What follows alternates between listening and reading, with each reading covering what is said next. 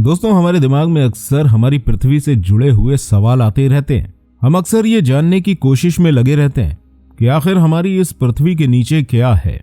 प्राचीन काल की माने तो पहले लोगों की मान्यता हुआ करती थी कि असल में हमारी जमीन के नीचे पाताल लोक मौजूद है। लेकिन अगर हम साइंस की बात करते हैं तो हमारी पृथ्वी की टोटल 4 लेयर्स हैं, जिनके बारे में आपने कभी न कभी जरूर पढ़ा होगा। हम जिस जमीन पर चलते हैं उसमें सबसे ऊपर वाली लेयर को क्रस्ट के नाम से जाना जाता है। लेकिन क्या कभी आपने सोचा है कि अगर हम समुद्र की गहराई में जाएंगे तो यहां हमें इसकी सरफेस में कौन सी लेयर देखने को मिलेगी? आखिर समुद्र की इस गहराई में क्या होगा? चलिए जानते हैं समुद्र के अंदर से हमारी जमीन की सतह तक, और जानते हैं कि इस बीच आखिर में क्या क्या देखने को मिलेगा। दोस्तों, जब भी हम समुद्र को देखते हैं तो हमारे जहन में यही ख्याल आता है कि आखिर इसकी गहराई कितनी है और इसके अंदर क्या क्या मौजूद है।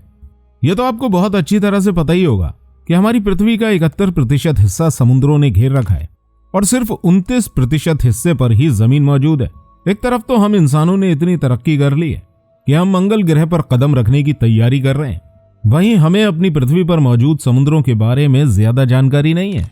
हम अपने समुद्रों के अभी तक सिर्फ 5% हिस्से को ही जान पाए हैं। तो चलिए जानते हैं कि आखिर हमें इस 5% हिस्से में क्या क्या मिलता है। अगर हम समुद्र में 40 मीटर की गहराई में जाएंगे तो ये वो जगह है जिससे आगे जाना हमारे लिए खतरे से खाली नहीं है। यहाँ हमें छोटी मोटी मछलियां तैरती हुई मिल जाती हैं। इसके बाद जब हम 93 मीटर की गहराई में जाएंगे तो यहाँ हमें एक जहाज का मलबा देखने को मिलेगा। इस जहाज का नाम है लुसिटानिया। ये एक ब्रिटिश जहाज था जो साल 1950 में यहाँ डूबा था और आज भी इसका मलबा समुद्र की गहराई में पड़ा हुआ है। इसके बाद अगर हम 100 मीटर की गहराई तक पहुंचेंगे तो ये वो जगह है जहां स्कूबा डाइविंग वालों के लिए भी जाना खतरे से खाली नहीं है, क्योंकि इस जगह पानी का प्रेशर इतना ज्यादा हो सकता है कि इस प्रेशर की वजह से हमारे बॉडी पार्ट्स काम करना बंद कर सकते हैं। लेकिन हैरान कर देने वाली बात यह है कि इतना प्रेशर होने के बाद भी एक इंसान यहां जा चुका है जिसका नाम है हर्बर्ट नीच। ये एक ऑस्ट्रेलियाई स्कूबा डाइवर है जो कि समुद्र में 214 मीटर की गहराई में जाकर वापस आ चुके हैं, वो भी बिना किसी ऑक्सीजन सिलेंडर के। दोस्तों, इन्होंने इतनी गहराई में बिना ऑक्सीजन सिलेंडर के जाकर एक वर्ल्ड रिकॉर्ड बनाया था जिसे आज तक कोई नहीं ब्रेक कर पाया। इसके बाद अगर हम समुद्र में 332 मीटर की गहराई में जाएंगे तो ये वो जगह है जहां पहुंचना हर किसी के बस की बात नहीं है। लेकिन फिर भी यहां एक इंसान आ चुका है जिसका नाम अहमद गब्बार है, जो कि इजिप्ट के एक स्कूबा डाइवर हैं। दोस्तों, ये शख्स ऑक्सीजन मास्क के साथ समुद्र की इस गहराई में आने वाला पहला इंसान है और इनका भी ये वर्ल्ड रिकॉर्ड है जिसे आज तक कोई ब्रेक नहीं कर पाया है। इसके बाद अगर हम समुद्र में आगे चलेंगे तो हम पहुंच जाएंगे 443 मीटर की गहराई में। दोस्तों, ये वो जगह है जहां आप न्यूयॉर्क की एम्पायर स्टेट बिल्डिंग को भी डुबा सकते हैं। इसके बाद अगर हम और आगे बढ़ते हैं और 500 मीटर की गहराई में पहुंचते हैं तो यहाँ किसी इंसान का बिना किसी स्पेशल इक्विपमेंट के पहुंचना नामुमकिन है, क्योंकि इतनी गहराई में अगर इंसान बिना किसी इक्विपमेंट के पहुंच भी जाता है तो वो पल भर में पिचक कर रह जाएगा। लेकिन यहाँ आपको दुनिया का सबसे बड़ा जीव यानी कि ब्लू व्हेल देखने को मिल जाएगी जो यहाँ पर रहती है और यही जगह उसका घर है। ब्लू व्हेल समुद्र की सतह से 500 मीटर की गहराई तक गोता लगाती हैं और वो भी बिना किसी परेशानी के। लेकिन इसके आगे ब्लू व्हेल भी नहीं जा सकती। इसके बाद अब हम 535 मीटर की गहराई में पहुंचेंगे तो दोस्तों, यहाँ एक जीव हमें तैरता हुआ नजर आएगा। यह है पेंगुइन, जो बहुत ही आसानी से यहाँ मौज मस्ती करते रहते हैं और पानी के प्रेशर को बर्दाश्त कर सकते हैं। इसके बाद दोस्तों, हम आ चुके हैं 700 मीटर की गहराई में, जहां हमें पहुंचने पर एक पनडुब्बी नजर आएगी जो कि चुपचाप सबसे छुप के यहाँ खड़ी हुई है। असल में दोस्तों, इमरजेंसी सिचुएशन में लड़ाकू पनडुब्बियों को 700 मीटर की गहराई में लाया जा सकता है। ज्यादातर सभी देशों ने अपनी पनडुब्बियों को इतनी गहराई में तैनात कर रखा है। इसके बाद हम आगे बढ़ेंगे और पहुंचेंगे 828 मीटर की गहराई में। दोस्तों, ये वो जगह है जहां दुनिया की सबसे ऊंची बिल्डिंग यानी कि बुर्ज खलीफा भी डूब सकती है। इसके आगे अगर हम 1000 मीटर की गहराई में पहुंचेंगे तो ये समुद्र की वो जगह है जहां हमें कुछ दिखाई नहीं देगा, क्योंकि समुद्र की इस गहराई में सूरज की रोशनी भी नहीं पहुंच सकती। यही वजह है कि इस जगह को स्कैरी जोन के नाम से जाना जाता है।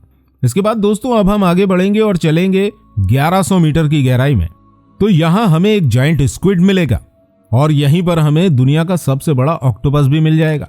ये ऑक्टोपस इतना ज्यादा बड़ा है कि हम इंसानों को चुटकी में निगल सकता है। अब हम इस गहराई से 1280 मीटर की गहराई में पहुंचेंगे। यहां हमें एक बहुत बड़ा कछुआ देखने को मिलेगा।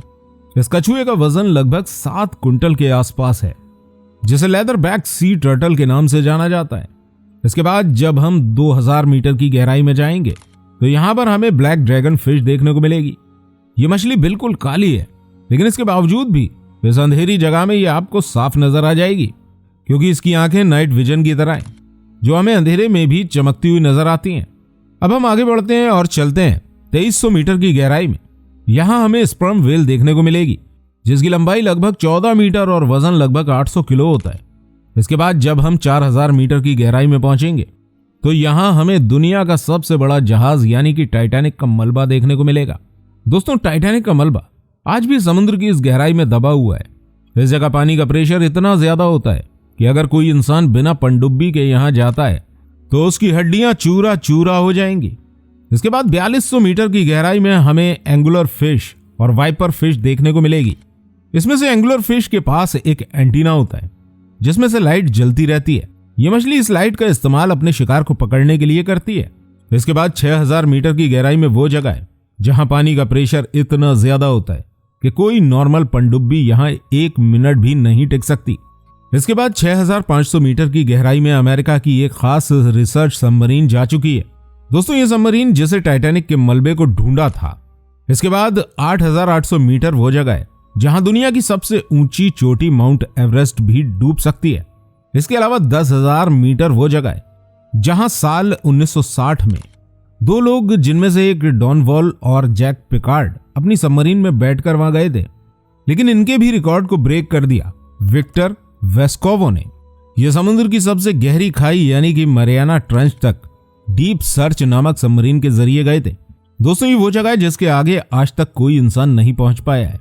अब तक का समुद्र का खोजा गया सबसे गहरा हिस्सा चैलेंजर डीप है, जिसकी गहराई 11 किलोमीटर है, और इससे भी गहरे हिस्से हमारे समुद्र में मौजूद हैं, जिसे आज तक खोजा नहीं जा सका है। और इसका कारण यह है कि हमारे समुद्र इतने बड़े हैं कि हम इतनी कोशिश के बाद भी सिर्फ इसके 5% हिस्से को ही जान पाए। लेकिन दोस्तों, मरियाना ट्रेंच से अगर हम जमीन की सतह में जाएंगे तो हमें जरूरत पड़ेगी एक ऐसी मशीन की जो बहुत तेजी से मिट्टी और पत्थर को काट सके। मरियाना ट्रेंच के बाद की सतह काफी ज्यादा ठोस है, जिसे क्रस्ट कहा जाता है। ये वही क्रस्ट है जिस पर हम चलते हैं, लेकिन जहां पृथ्वी के ऊपर यह क्रस्ट 70 किलोमीटर मोटी होती है, वहीं समुद्र में इस क्रस्ट की मोटाई सिर्फ 60 किलोमीटर है। अगर हम इस लेयर के आगे बढ़ेंगे तो हमें देखने को मिलेगा पृथ्वी की दूसरी लेयर, जिसे हम मेंटल के नाम से जानते हैं।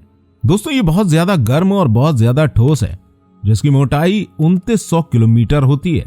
इसके ऊपरी भाग में कुछ पत्थर पिघले रहते हैं और इसमें खतरनाक गैसें बनती रहती हैं, जो कि ज्वालामुखियों के जरिए बाहर निकलती हैं। इसके बाद हमें उबलता हुआ और गर्म लावा देखने को मिलेगा। असल में अब पृथ्वी की तीसरी लेयर शुरू हो चुकी है, जिसे हम आउटर कोर के नाम से जानते हैं। ये लेयर 2200 किलोमीटर मोटी होती है, जो कि निकेल और लोहे से बनी होती है।